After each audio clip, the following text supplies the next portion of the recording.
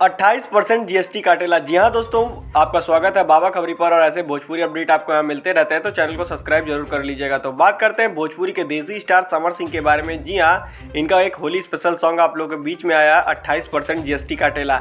जी हाँ, लोग अलग अलग टाइप के देवर भौजाई वाला सॉन्ग होली में बनाते रहते हैं, लेकिन यहाँ पर समर सिंह ने इनकम टैक्स को लेके ही गाना बना दिया, जीएसटी टैक्स को लेके।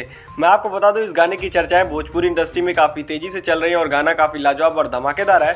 और देसी स्टार समर सिंह जब अपना देसी मिजाज वाला गाना लाते हैं तो उसके आगे किसी का टिकना नामुमकिन सा रहता है। मैं आपको बता दूं, समर सिंह के साथ पाखी हेकड़े आपको इस वीडियो सॉन्ग में देखने वाली हैं, जो कि काफ़ी लाजवाब तरीके से ठुमके लगा रही हैं और काफ़ी लाजवाब तरह की एक्ट्रेस हैं, जो कि भोजपुरी इंडस्ट्री में हमेशा छाई रहती हैं। वैसे तो समर सिंह की बातें हमेशा चलती रहती हैं देसी गानों के बारे में, लेकिन होली स्पेशल को लेके उन्होंने जो 28% जीएसटी वाली बात की है, उससे दर्शकों का मन मोह लिया है और काफ़ी लाजवाब गाना ये आप लोगों के बीच में है।